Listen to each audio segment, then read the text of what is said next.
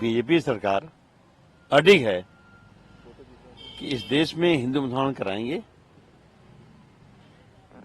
और वो जो घटना घटी है संभल की, बड़ी घटना है। हम लोगों ने इस सवाल को सदन ने उठाने का भरपूर प्रयास किया और रेगुलर उठाया, लेकिन सुनी नहीं गई और स्थगित तो हो गया हाउस, लेकिन लगातार प्रयास करने के बाद भी स्पीकर ने सुना नहीं। जबकि हम लोग स्पीकर के कमरे में गए थे, बात भी हुई है, तो उन्होंने भरोसा भी दिया था कि कल आप लोग रहिएगा, उठाइएगा। फिर नहीं उठाने दिया, अर्जुन कर दिया। अब अगर सदन की हालत है तो निश्चित तौर पर आज अगर डेलीगेशन जा रहा था तो जाने देना चाहिए था, कोई तूफान नहीं खड़ा हो रहा था और पुलिस लगा देते, हम लोग सालते बात कर लेते हैं। लेकिन अगर प्रतिनिधिमंडल जा रहा था वहां समाजवादी पार्टी की ओर से, उसको रोकना ये बड़ी बात है। कहीं से भी ये सरकार नहीं चाहती कि देश में सुकून से लोग रह सकें। सर, लेकिन वहाँ का कहना है कि समाजवादी पार्टी के लोग वहाँ जाके जो है माहौल बिगाड़ना चाहते हैं। भाई संसद में कौन माहौल बिगाड़ा?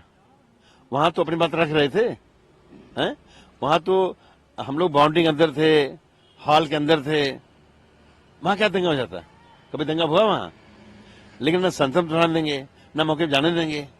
ये जो दादागिरी है बीजेपी की, इसको पूरे देश की जनता देख रही है और इसका कड़ा जवाब जनता देगी।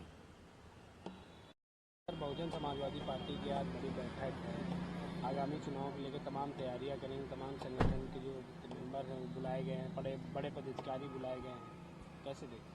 वो बहुजन समाजवादी पार्टी नहीं है, वो बहुजन समाज पार्टी है। और जहां तक बहुजन समाज पार्टी की बात है तो निश्चित तौर पे उसके नेता बहन कुमारी मायावती जी हमारी नेता रही हैं, मैं उनको आदर करता हूं। वो प्रयास कर रही हैं कि पार्टी आगे बढ़े, हमारी शुभकामना है पार्टी बहुत आगे बढ़े। अब माननीय कांतिलाल जी रहे नहीं, इसलिए देश की वो जनता जो अम्बेडकरवादी थी, माननीय कांतिलाल विश्वास करती थी, वो अब हट रही है। फिर भी अगर बहन जी प्रयास कर रहे हैं, अच्छी बात है, हमारी शुभकामना है। सर, जो संभल के मामले हैं, फैसला भी हमने पढ़ा नहीं, और पढ़ लेंगे तो भी बात बताएंगे, अपनी बात रखेंगे। अभी पढ़ा नहीं मैंने, लेकिन मैं पहले बता चुका हूं कि संभल की घटना अपने आप नहीं हुई है, कराई गई है। इस तरह से गोली दाग के जान से मार देना, अगर उनको लगता है ये लोग गड़बड़ कर रहे हैं, गोली चलाना जरूरी है, तो पैर में मार देते।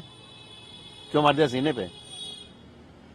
तो कहीं न कहीं बीजेपी दोषी है, बीजेपी सरकार दोषी है, न्याय देना नहीं चाहती, न्याय दिलाना नहीं चाहती, और हमें सड़क पर उतर के अपनी बात रखने के लिए भी नहीं मौका देती।